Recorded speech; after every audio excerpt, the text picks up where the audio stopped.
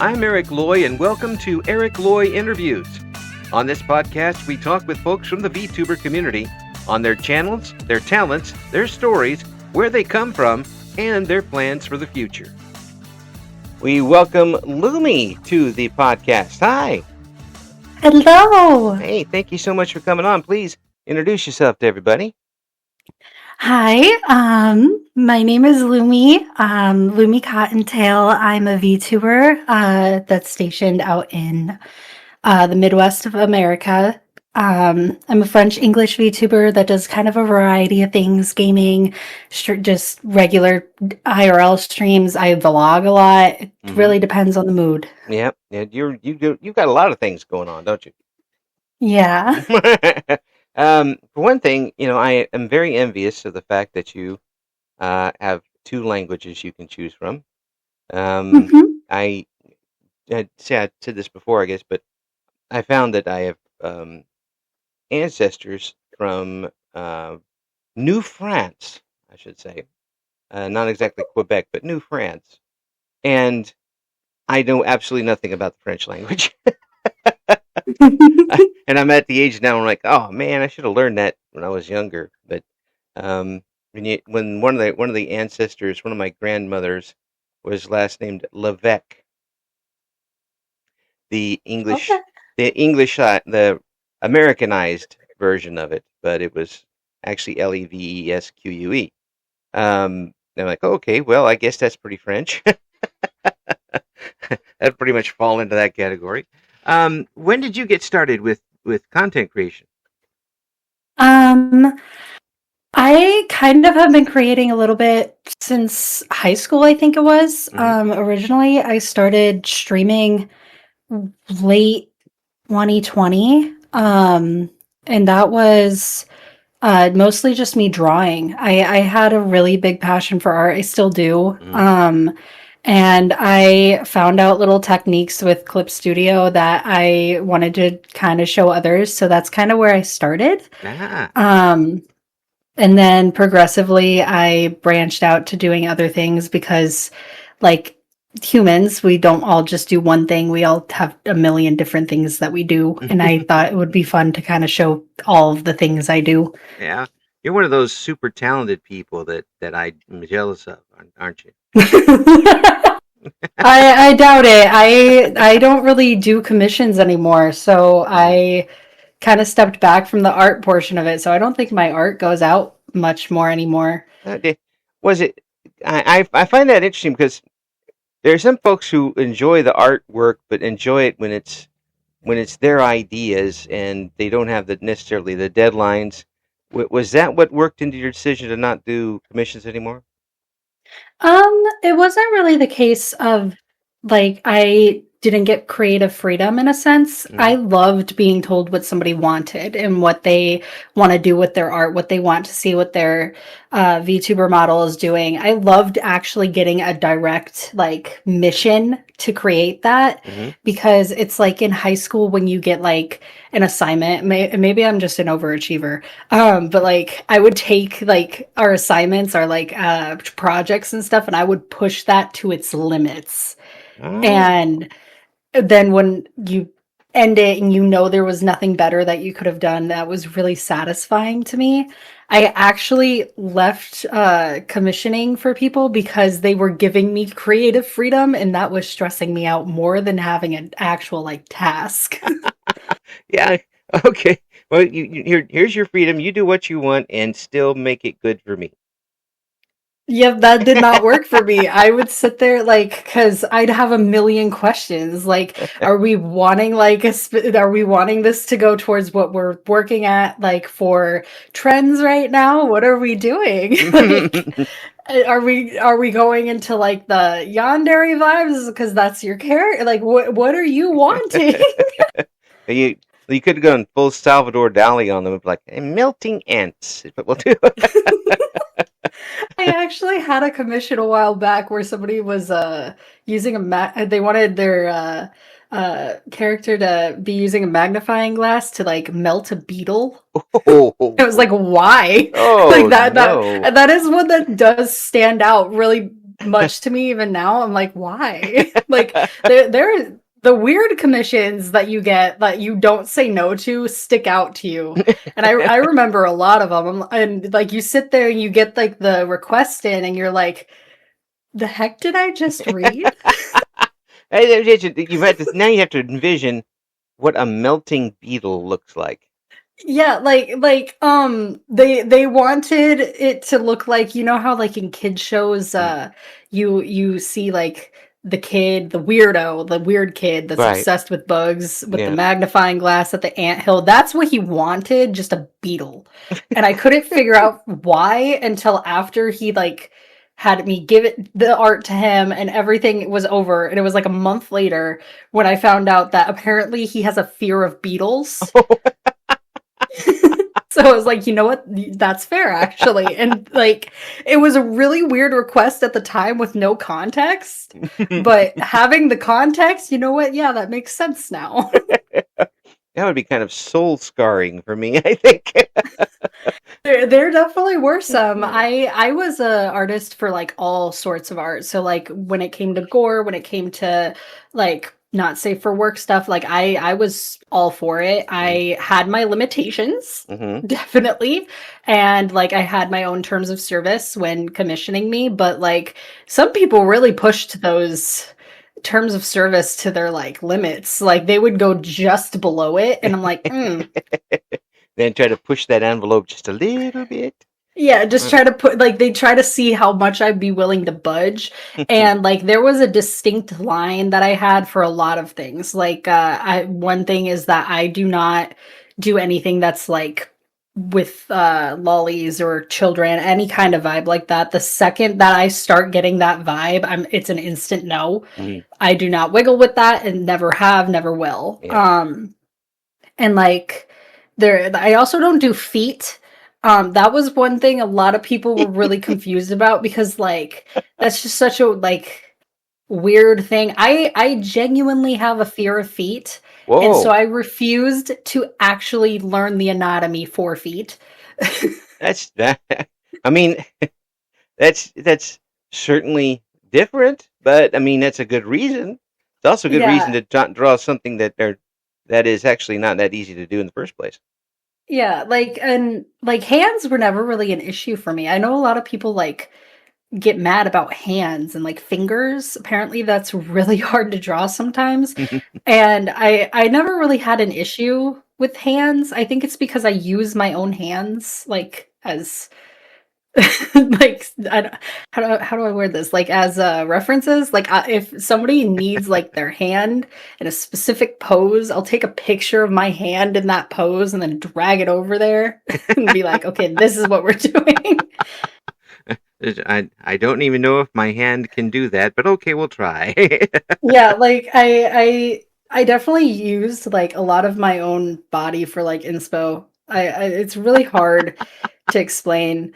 But like I remember there was one time where I handed my phone over to a ex of mine now, but friend at the time, and he was like, "Why do you have so many pictures of you in these weird ass poses?" And I'm like, "Well, I draw." Yeah. That was all I could really say. And they looked at you like, uh-huh. Yeah, the you know when like somebody's like agreeing with you, like pretending to understand when they really don't understand. That Yes. was that conversation. Yes. I unfortunately see that a lot when I talk. Like, yeah, we have no idea what you're saying. Keep saying it. It's fine. Yep. It's the same way that people look at me when I start talking about stars. Like, Yeah. It's so you're kind of back off of the art for a while anyway. yeah, like I still draw. Like Right. I've been up to date with like newest techniques and newest like rendering styles, and I'll give advice here and there, and I'll do like commissions for like really close friends of mine Right. here and there. Right. Like my roommate, for example, I just did a bunch of work for him because he's also a VTuber and all this stuff. Like I'll do stuff because I want to keep up on my skills, but it's not something I prioritize anymore in my life in a Mm, sense. mm. Well, maybe it'll come back sometime too. I mean, Maybe. yeah, you'll find an inspiration somewhere, and someone will want you to melt a bug. Dude, that one's like the funniest like one that stands out to me, honestly, is the beetle. And I was like talking to like this is gonna sound so bad. I was talking to my friends. I was like, I don't know what the this guy's want me to draw him burning a beetle alive for. Like this is like the weirdest thing. And then when I got the actual context months later, I'm like, oh, Okay. oh. Well, It not. made so much more sense. I should have asked questions, but I just was like, no, I'm not gonna be weird like that. Well, I mean, it made sense, but it also was still strange. Yeah, like and there are some things that like I remember drawing back then and like there is some really weird stuff. Like there are Mm, people out there that I'm like I want to know what led them to this conversation mm. and like this vision of what they want drawn. Like and I see memes about this stuff nowadays like on Instagram and stuff where other artists are getting these weird commission requests. Yes. And it's like why? What happened? What led us here? Art is very personal. Yeah, like I've learned to stop asking questions. Like genuinely, I have, and I really can't be one to talk because like I commission other people of art for my model and stuff because like it's more fun to pay other people to draw you Hmm. than you draw yourself. Like I have the skill, yeah, Yeah. but it's more fun to see other people's creativity than just mine over and over and over.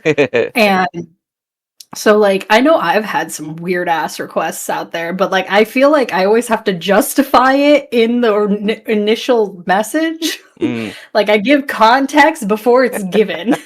Yes, now there's a reason why this particular object is here. Yes, like I there currently I'm having a commission done where somebody's drawing a tarot card Oh, like theme thing yeah. of my model and they were so confused where the hell tarot cards came from Huh. because like at no point am I at all like into like I'm not big into tarot Hmm. or like any kind of thing regarding that but Hmm. me and my friend were joking about it and how the lore with my VTuber model would go great with the Wheel of Fortune card. Oh, And yeah. I was like, screw it. Like we're gonna make one. And they were so confused and they asked me where this was coming from because my model has nothing to do with tarot cards. And I was like, pure curiosity, I guess. Well, Like some of that is really amazing art, though, in the tarot. yeah, like I'm really excited for this commission actually. I think this is the first one I've been like ecstatic over and that I'm checking my phone constantly to see if I have updates. Cause usually like I'm very like, hey, like I know it takes time. Like you have a list, you have a queue, you have all the now I'm sitting here like bouncing in my seat, like, are you done yet? Are you done yet? Like I Wing, feel wing, like a wing, child. wing, wing, wing, wing, wing. Yeah. Yeah, actually, I have none. I have no talent for art whatsoever, and um, I burn stick figures. I mean, that's how bad it is. But my wife does. You sound like one of my friends. Yeah, it's just not good.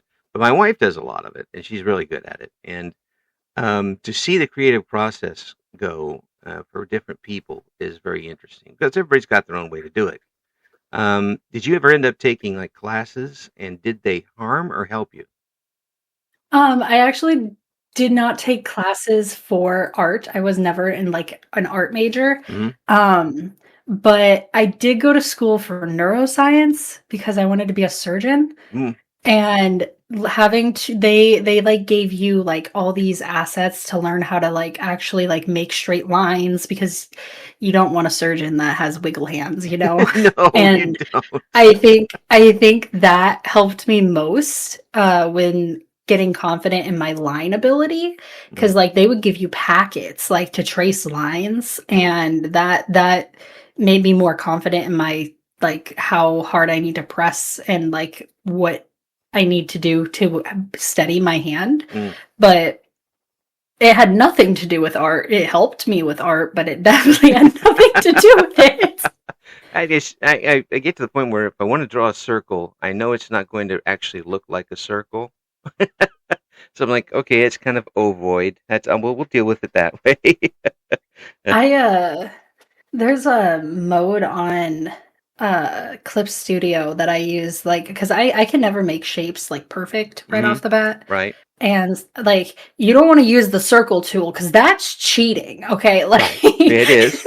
It is. it's cheating. Yeah. So I found a thing where like you if you draw on like a specific type of layer, I'm blanking which one it is at the moment, Mm. but it basically puts a million points on your line, and you can move your points. So it Ah, moves yeah. your line point by point, and it's Yeah. great. It's phenomenal. Yeah.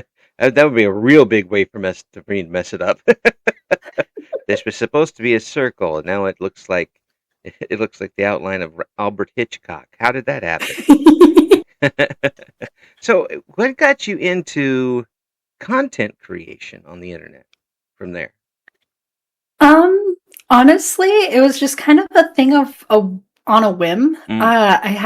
I had started drawing, and I got to like meet people that were doing content creating, and like I was streaming when I drew, yeah, but it was never really anything content like worthy. Hmm. And I over time was just like, hey, let's might as well. Like, and I made a few videos here and there, Hmm. and I kind of started mostly like focusing on content creation closer to like 2021, 2022. Right. And like I've had a blast with it. Like I genuinely have the most fun editing videos and like making little clips out of the stupid things that happen when I play games with friends. Like and it was more entertaining for me to edit the videos than actually record the content, and I had so much fun with it. It kind of just spiraled into like a whole thing. So now I'm constantly doing it. Okay. Better watch it because people will ask you to do theirs too. Oh, I know. Hmm. I you know how much time it takes me to track like I was playing GTA 6 with a friend recently, and I'm in the middle of making a clip for it, and he was using a parachute and he was going down, and all of his words I'm tracking to his body. That took like 6 hours. And that's like for 5 seconds worth of footage. I'm like, dude, Oh why do man. I do this? Oh, it just it as much as it's as you have the stuff in front of you today. Now imagine doing that in 1984. Oh, I'd cry. Yeah, it was. That's where I learned the video editing stuff back in college.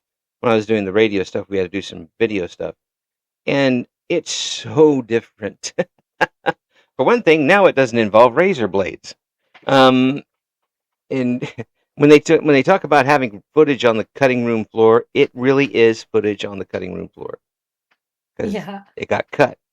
It was, and audio was the same way back then. It was really, um, it seems like the Stone Age, as opposed to I can edit now at home, but I could certainly couldn't back then with the reel to reels and all that stuff. Um, so when you got started into it, did it take you a while to get comfortable with having the audience, or had you done something before with a microphone? Um it 50-50. I did a lot of drama Mm. and like musicals and stuff throughout like middle school and high school. Yeah. I was in choir growing up, like, and I definitely wasn't used to like having an online presence, Mm. but I'm used to talking to people, Mm. and like being having it eyes on me. Yeah. So in a sense, it's kind of a 50-50. Like I'm used to having eyes on me, but I'm also at the same time not used to having a lot of eyes on me. Like I'm used to having 200 at the most, and that was about it. And then I jumped into an area where I could have thousands of people looking at me, and I have no idea who Yeah. any of them are. Like I can't see them back. And I think it's like it took me a while to get used to the idea like I'm sitting in front of a mirror looking at myself while everybody else is on the other side and they can see me, and I But have no idea who it is. well, the potential audience is actually about 95% of the planet. Yeah, and like that was a lot for me to get used to. Hmm. Um I like growing up like I had I got used to it quick, but I always had a difficult time like being myself around people. Ah. And I kind of always felt like I had to kind of match everyone else that was near me because I was a little bit different. Like I struggled with English for the longest time. Even now, there are some days where I'm like, what are you saying to me right now? Yeah. It And doesn't get it easier when te- you're older, by the way. yeah, it doesn't. Like I thought it was gonna get easier the further that I aged, but no. I had somebody tell me like a week ago that they took a semi nap and the only thing that my brain could connect that to was the semi truck. And I was like, what the fuck are we talking about? Like That's when and you see I was so mad at them for taking a nap in a semi truck. And I'm like, how did you even manage that? Like there's those and are the ones you see at the rest stops. They're just sitting there, not doing anything. yeah, like I genuinely was like sitting there so confused. And then 2 hours later, my roommate gets online and explains to me that no, that tiny nap. She said tiny nap. And I'm like, oh, oh. Okay. Now I kind of understand. Yeah, like so with kind of communication barriers like that, it makes it a little difficult for me to know what's going on. And like I've definitely gotten better as Mm. I've gotten older. And I like to think that even now, like a lot of people don't realize that English isn't my second language right off the bat. Oh no, Like a lot of people don't realize it. no. And I like to have kind of a little bit of pride in that Mm. because like I moved around a lot growing up. Yeah.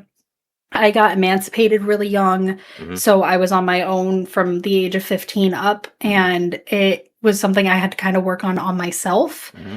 And I like to think that I pushed myself to my limits, and here I am now actually able to communicate and not struggle ordering my Starbucks order in the morning.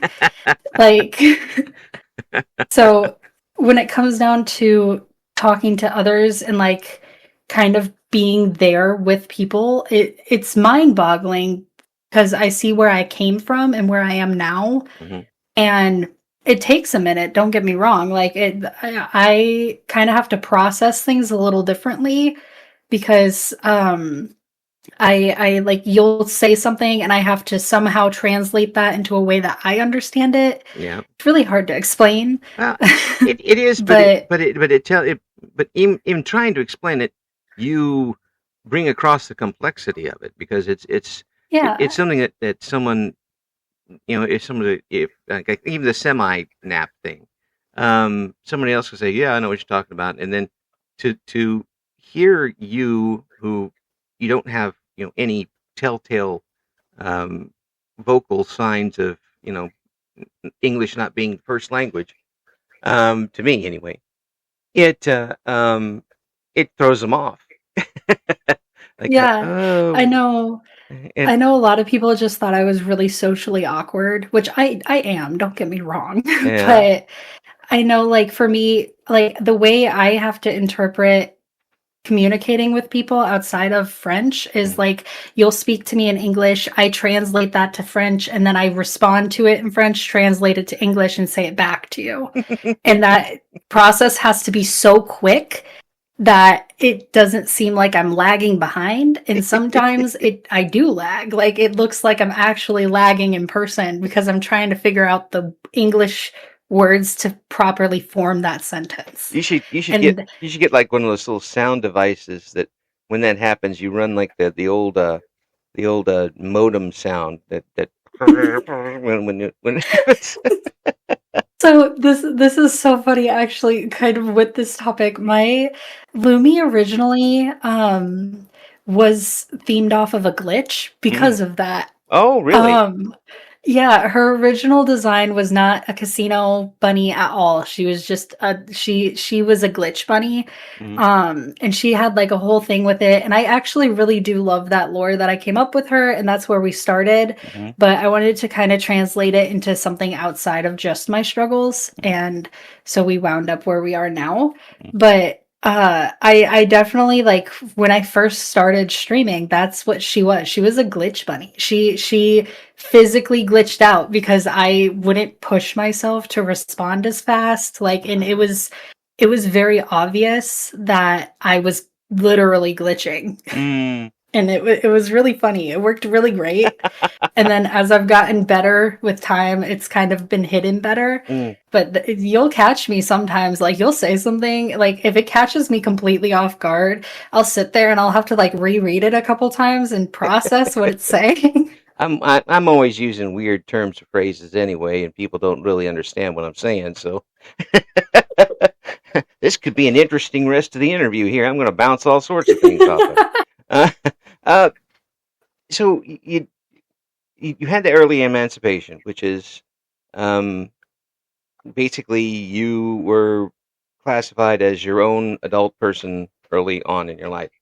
Um, that that is something that a lot of people can't fathom. Um, Now, society today is a lot different than it was when I was growing up. It was a lot different. Um, but where I'm working now, I see a lot of people who are basically on their own as a teenager, early teenager, um, without having to go through all of the paperwork and things and the court stuff. How do you think that shaped you as a person at this point? And has it given you a different sort of view of what's going on around you? 100%. Mm, I I honestly rarely talk about like my family and mm-hmm, stuff because me and my family in all seriousness we weren't very close. mm-hmm. I um I sorry, words are hard. Well, I don't want you to Genuinely, don't say anything that you're not yeah, going to be no. comfortable with. But I'm just trying to figure out how to word it. yeah, With um my family, I was emancipated because they couldn't take care of me mm-hmm, very well.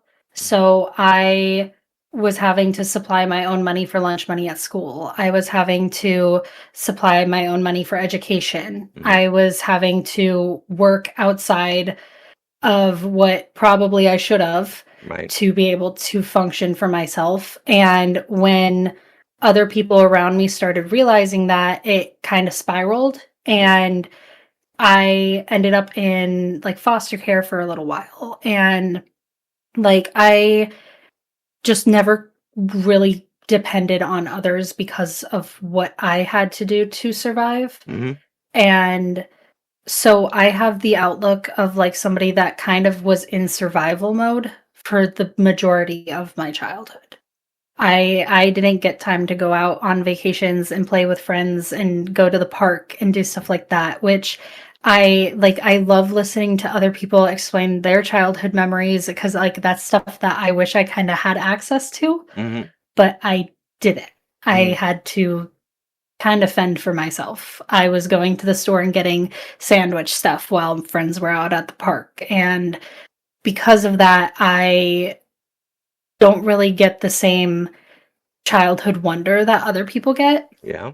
Like I had to learn taxes at the age of 16. Oh, Taxes are a pain. Like yes, I did yes, they are. I did not think that taxes were going to be like an actual thing I had to deal with. And then I got emancipated Yeah, and I moved out on my own and I was working 3 jobs and I was like, "Oh, this sucks. yeah, This really sucks. Where did my $400 go?" And yes, it's just the government stole it from me. I'm yes. like, "Okay." Stupid government. They should Like I turn into a radical even teen now very like early.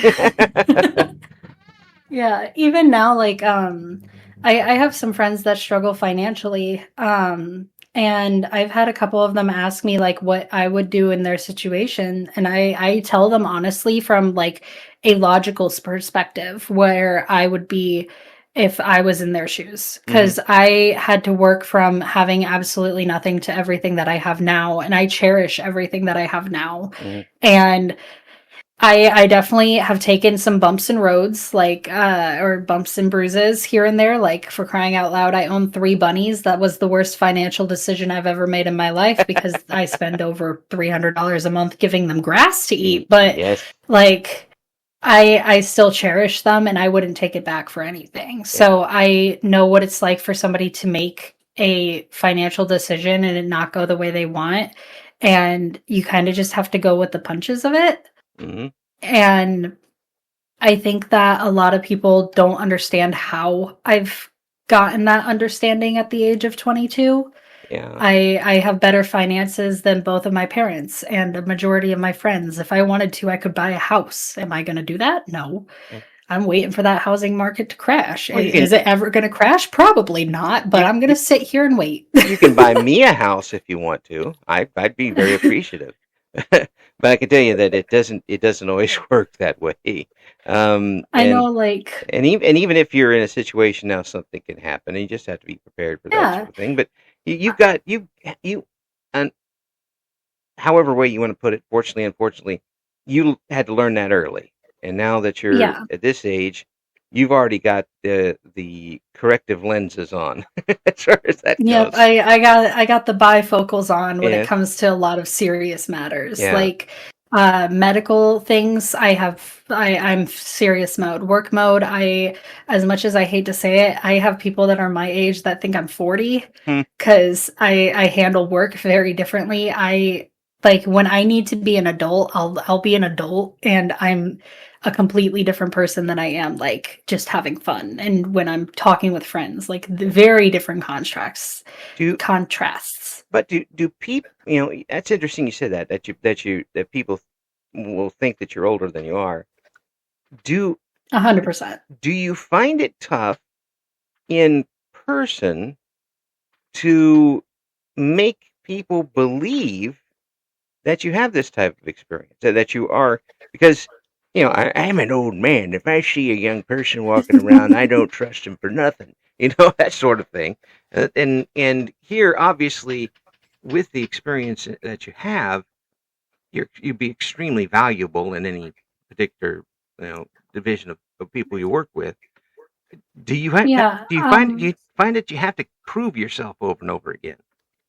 100%. In Mm. all seriousness, anytime I've changed jobs in the past, uh, I have a portfolio of things that I've done. Like I managed a Starbucks as a district manager for a long time. Like Well, managed several stores, and that was when I was 20, and I was working with people that were in their 40s and their 50s, and they're like, "How the hell are you doing this?" And you kind of have to sit there and be like, "Hey, like, listen." I understand what generation I come from. Like, my generation definitely gets a big hit of like, oh, you don't know what you're doing yet. Cause like, mm, we're young. Like, we haven't had the life experiences to be seen, like, to be taken seriously. But we're at that in between age where you're no longer a kid, but you're not considered fully an adult. yeah. And so people look at us like the in between. Where That's we still get to like play around, we still get to go out and party, we still get to do all these fun things that we don't really take life seriously yet. And so when like I get a new job, I kind of have to prove myself as like a hey, I know what generation I am, but I am still functional. I'm still a person. hmm I know what my goals in life are. I know what I'm lined up to do. And that is what I'm doing. right, And like the best way that I've looked at it is like when you're in high school, you get paid minimum wage. When you are or less.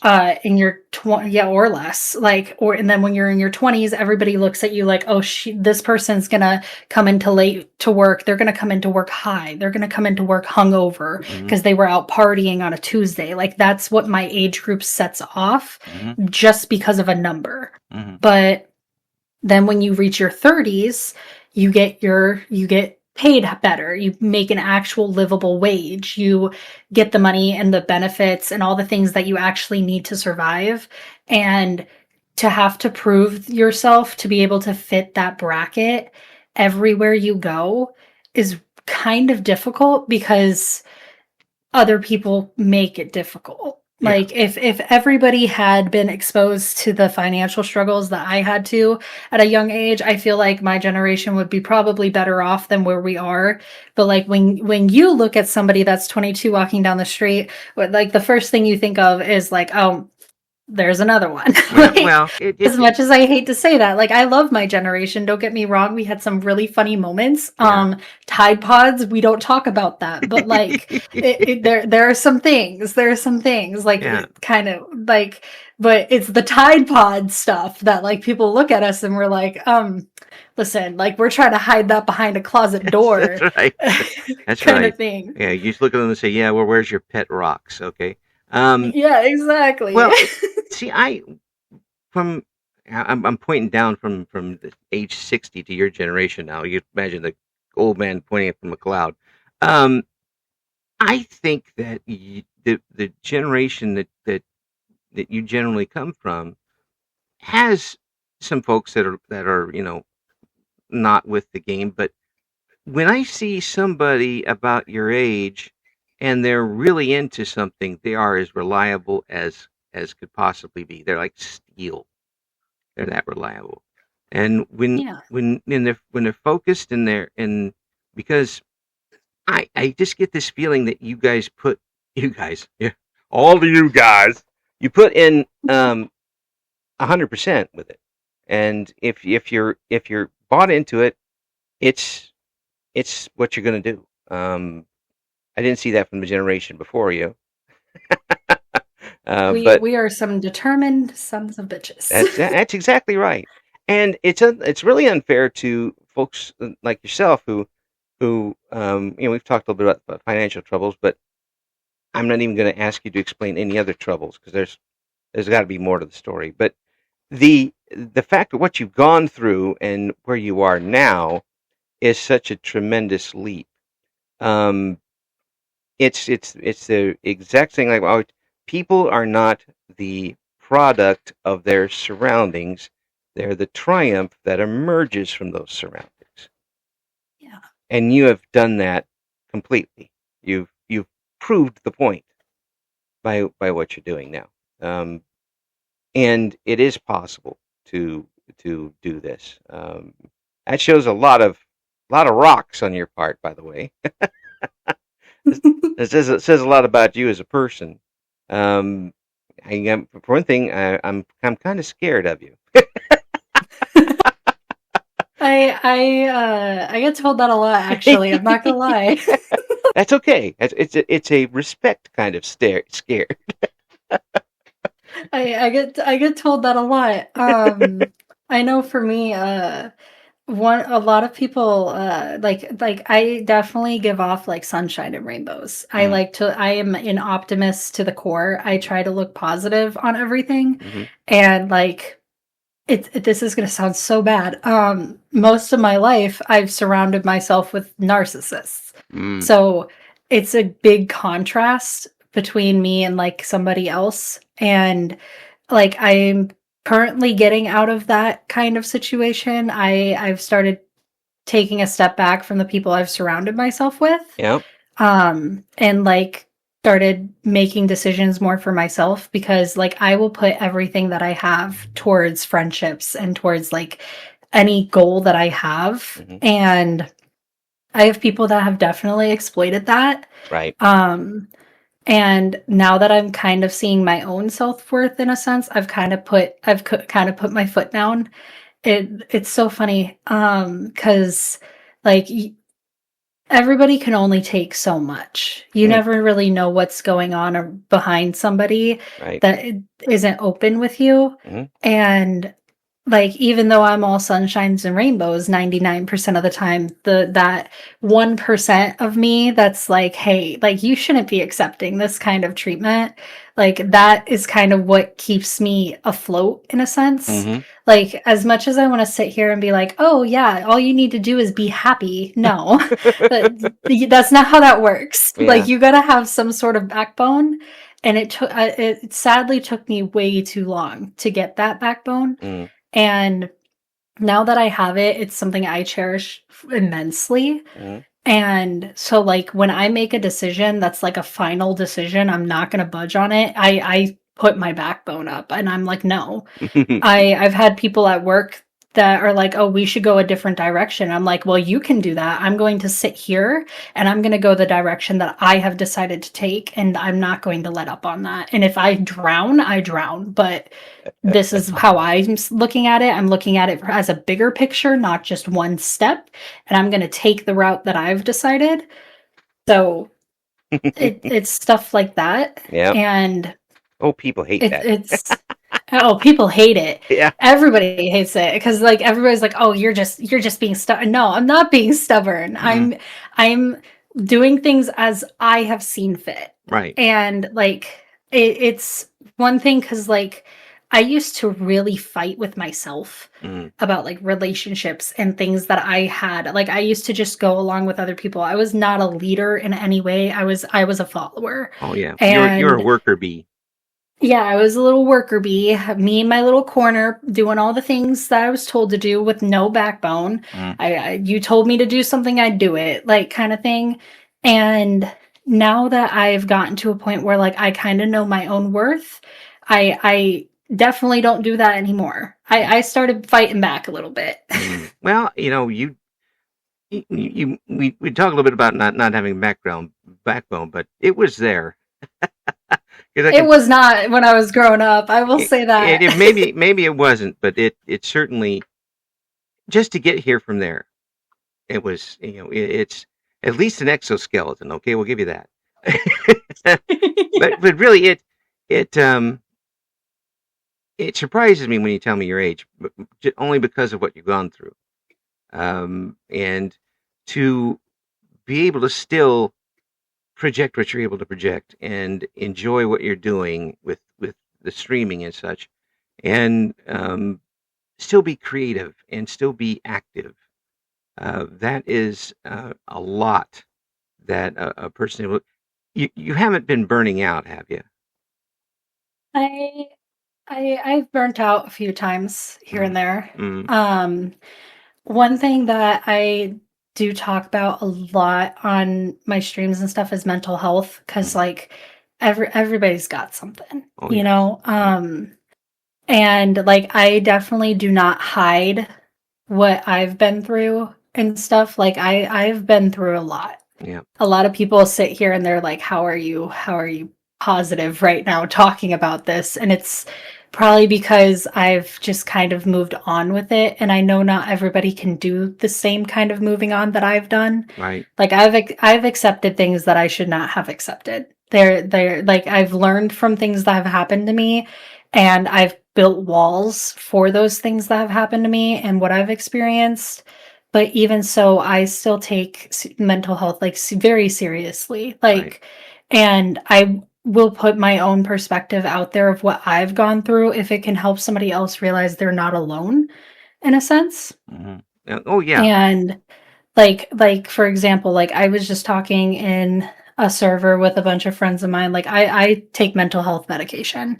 I have for the past 7 years. Yeah, me too. More it has than that. not changed, and I think that still, even now, I've gotten so much better since I was when I started. But even now, I'm like, I don't feel the need to stop what's working. Right. And I definitely think that everybody could use like a kind of person that's out there that's like, hey, no, like I get it. Like everybody has their own thing. Yes, not everybody's situations are the exact same, but we all have something. You know, like there are some people that are uncomfortable with other people, other genders, other like all this stuff because of experiences that have happened to them. Right. And I completely understand that. And I think that it's not the case of like, oh, you need to get over it. I think I think it is more of a everybody needs time, and I'm going to sit here and I'm going to defend that because I definitely needed time. And there like I wasn't given the time that I needed. No. And so I had to learn how to mature around it, and that's kind of what builds trauma, and I don't want other people to have to deal with that and think that they're alone in it. It's yeah, that's pretty amazing, to hear for somebody say these days, because sympathy and empathy are something that is in short supply It for really is. and I it's used to think that I didn't have like any of it because like I used to like really shut down when people would talk to me about their issues, uh, and I'm because like I couldn't help them. And like I definitely can't help people with everything, right. but I've learned that some of the best support that you can give is just understanding. Yeah, yeah, absolutely. Oh, And just like, listening. Is yeah, without judging. But it's you've learned in your 20 some odd years things that I haven't been able to learn in my 60. And that's amazing. I wish that you didn't had to do that. um, that would have been a little bit more easy for you. But you have I'm still happy that I did yeah. I mean, you because in all seriousness, I wouldn't like there are some things that I look past at or back at in my past that I'm like, I wish that didn't happen to me, but I'm happy at the same time that it did because it's what made me the person I am today. which is pretty awesome. And it is it's really weird to thank trauma. Thanks for the But thanks for the giant earthquake that brought the meteor that smashed into my. Yes. like, actually, it's so weird to like thank trauma, but like I really do look back on some things that traumatized me, and I'm like, you know what? I probably would not be the same without that experience. Yeah, yeah. So I'm happy that it happened. Well, and there's no doubt that you're that no matter no matter how comfortable you are talking, and it's very easy and comfortable talking with you. Um, it's obvious you got that steel behind you that keeps you going, and that was forged fairly. It was there. I mean, you got tossed in the fire, and you came out stronger because of it. Um, and I'm amazed what you're able to do with that. A lot of people wouldn't have been able to do it. I'm pretty sure I wouldn't have, but I know a lot of people wouldn't have, and that puts you in a special place, and you're a special person from it. And not just that. That is not. I'm not going to try and say that that's you because you a lot of other things, but that's a pretty good base to go from.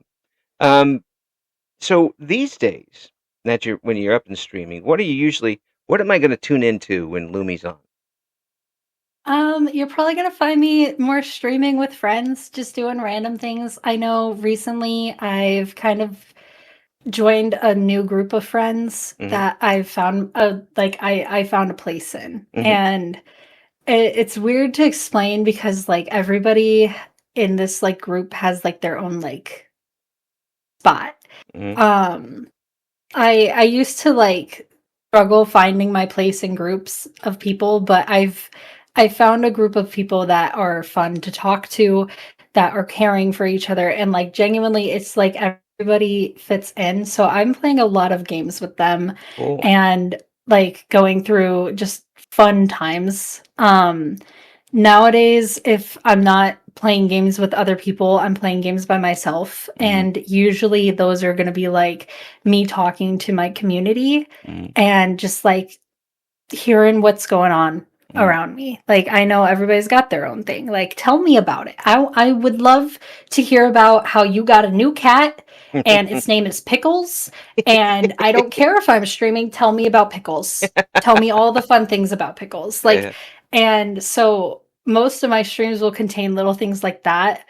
Um Depending on the vibe that I have for stream, I'll have like a little script of things going on. I used to do streams once a week of like what's going on in the world today, like, and it would usually cover like throughout globally, Hmm. like, and I kind of stopped doing that the past few years because there was just so much happening Right. that was like, I don't know if I really want to talk about this anymore cuz Yes. like it seems like all that's going on is negative. Yeah. And I usually would love to end a stream as positive as possible. Hmm. Like the last one I did, I was talking about the island that has a bunch of like a million cats. Oh yeah, Like the it's just Japanese an island. island Yeah. of cats, and I'm Yeah. like, you know what? This is a great place to end because you cannot get any better than an island filled with cats. Oh, You really it's can't. like my living room. I have 9 of them. A living room filled with cats. Yeah. Uh, Like, I know I try to keep my streams positive, and if it's not going to be like an up and happy stream, I make the title kind of display that. So you kind of know what you're coming into when you come in. Most of the time it's crude sexual jokes. And laughter and just the most absurd things. Like yeah. I had somebody come in, they were like first impressions by the way, and we were midway talking about nipple piercings for like 30 minutes. Like Yes. we like it was insane. It really it's complete chaos, Yeah. honestly. Yeah. Yeah. Well, it's it's organized chaos. yes. I mean, people need a chance to blow off steam every once in a while, and Yeah. there's nothing wrong with that. It is, but I imagine you're keeping it pretty, you've got, as you said, you got lines drawn, Yeah. and Like I know I know most of my streams are just like ugly laughter and like I'm playing like kind of like a part kind of thing. yeah. Like um one thing that I have kind of had to address recently is that, like, hey, I might be all super happy, positive online. I might be putting like my character first because, like, Lumi and I are very different people. Who I portray myself online is very different than I am in person. Like, and I kind of had to address that recently because of some stuff that's been going on around circulating the web Hmm. kind of thing. You hear from the grapevines, Right. and like I definitely like am not as expressive as I am in person as I am online. Hell no. I am a little bookworm, and Lumi is the person that you go to when you just want to get sent a gif of some sort of porn. Like genuinely, like they're very different. Like if somebody came up to me in person and said, "Hey, could you find me a link to a porn website for this specific content?" I'm going to be very confused and probably freaked out. But if you text me a DM like, "Hey, I'm trying to find this video that I saw 15 years ago," I'm going on the manhunt with you. it has a Like, it has a goat and a potato. Can you find that for me? yep. Like I'll do everything in my power to help you find some stupid video. Like, but like it's so funny because that's how chaotic being online is with me. Like Mm. it's ugly laughing, crude jokes. We got the mommy voice redeems. Oh, We have everything that you could probably imagine except feet. We keep those as far away as possible. burn them. Like we like there are definitely some limits, and like you'll know my limits like very quickly Hmm. being in my community and like talking with me and stuff, but like I try to be as much of a person online as I am like in person, because like I love being able to express myself and be able to do things that other people don't get to see in person. Well, I tell you Like what, my streams are a completely different vibe than what I have in person, and I want to amplify that as best as physically possible. well, you're amazing, That's why. man. It's just really, it really is something to hear, and this is one of the reasons why I do these interviews is to find out people's backstories and whys and who and what makes them, what shapes them, and you've basically had to shape yourself, and 100%. to do that and still sound like you're enjoying what you're doing, and yeah, I can hear your smile when you talk about it. I can feel how much you enjoy it. Is refreshing, and certainly just from that energy alone, people are going to, come out talking from you, feeling better than when they started. It's a contagious type of thing. This fits you. This fits you real well, and you fit it too. And I hope it continues to keep going your way. First of all, you deserve it. Second of all, I don't think you're going to allow it to not. I think you're just going to. I got that backbone. Yeah, I think you're just going to grab it by the horns and yank it off if you have to. Yeah. Yeah, it's been an absolute amazing pleasure talking with you, and I hope that we can do it again. I'm going to have the links in the description for this interview, and Lumi, thank you so much. People got to check out what you're doing. Thank you. It's been lovely speaking with you as well. Thank you for listening to Eric Loy Interviews. Join us again next time when we talk to another member of the always interesting VTuber community.